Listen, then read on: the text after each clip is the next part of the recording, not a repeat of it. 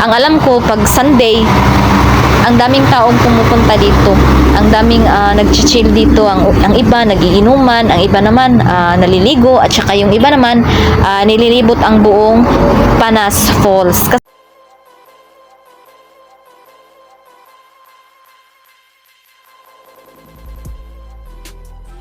Hi guys, it's me again, and another day, another adventure na naman tayo for today's video. Since mayroon po tayong bagong i-explore na isang napakagandang falls na dinadayo na matatagpuan lamang dito sa Barangay Carcor, New Corilla, Davao de Oro. So walang iba kundi ang Panas. So ang Panas nga pala guys ay isa ito sa pinakamagandang falls, at saka isa rin ito sa dinadayo ng mga tao dito sa New Corilla, Davao de Oro. So pagkapasok pa lang natin dito ay bubungad sa atin ang ilang mga tindahan na nagtitinda ng mga grocery at sari-sari store. So dito tayo sa gilid dadaan. So dun sa kabila, sa may kanan, mayroon namang daanan doon, kaso papunta yun naman sa kabilang ibaba. So dito kami dadaan sa may gilid kasi dito kami pipili ng cottage.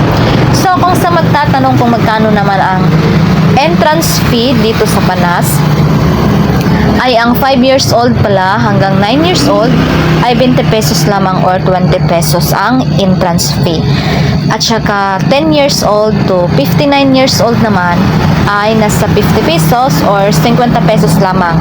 At saka yung 60 years old naman pataas ay nasa 40 or 40 pesos lamang ang entrance fee. So ganito ang cottage nila guys na malaki.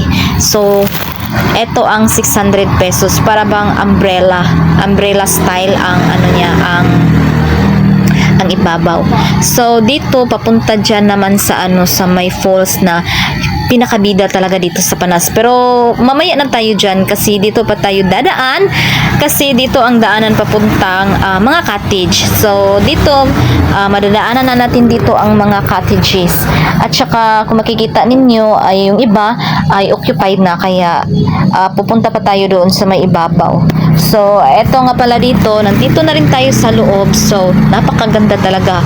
So hindi ka talaga magsasawang balik-balikan ang lugar na ito. So ako nga pala, pangalawang beses ko nang pumunta dito guys sa Panas. Last visit ko po dito ay last year pa, noong October. So ganito kaganda. Ito yung sinasabi ko talaga. Ito talaga yung dinadayo ng mga tao dito dahil sa sobrang ganda ng falls, at saka yung mga bato niya sobrang ganda. Hindi siya hindi siya madulas.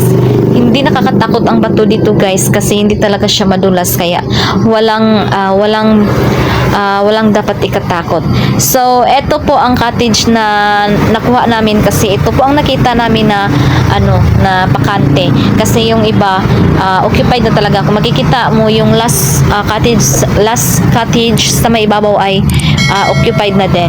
So etong cottage namin na kinuha, ito yung tag 300 pesos. Yung nadaanan natin kanina papasok, yung parang malaki, yun po ang 600 pesos. Pero okay na din. Hindi naman masyadong mahal, kaya okay lang naman. So ang dami lang dito guys, ang daming yung mga malaliit na parang langaw ba, so sobrang kati kung makakagat sa balat mo. So yun lang naman ang nirereklamo ng mga tao dito. Pero pag as long as nasa tubig ka lang naman ay wala namang mga gagat na parang ngaw-ngaw ba, kanang brag ka ng ngaw-ngaw or unsa na siya, tagnok. So daghan kaayo tagnok diri agyud, mauna ang likramo gyud sa mga uban tao diri. So Domingo man ron. So nung Sunday pa pala kami dito, kaya masyado po talagang maraming tao. Ewan ko kung Monday to Friday. Basta ang alam ko pag Sunday, ang daming taong pumupunta dito.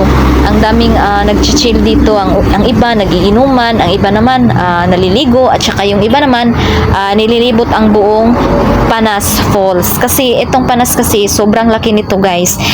Dito parang nasa 1/4 pa lang to. So mamaya ipapakita ko sa inyo. So mag part 1, part 2 and part 3 tayo sa pag-e-explore ng Panas.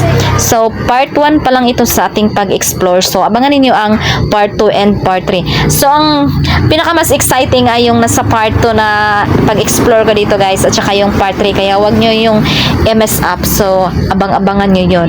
So birthday nga pala ng kaibigan ko guys, no, pero late celebration na po itong ginawa namin kasi nung nakaraan pa naman yung birthday niya, pero ngayon lang namin naisipan na i-celebrate, at saka dito namin siya i-celebrate kasi hindi pa sila nakapunta dito guys. Yung mga kaibigan ko hindi pa nakapunta ng Panas, pero ako pangalawang beses ko nang pumunta dito.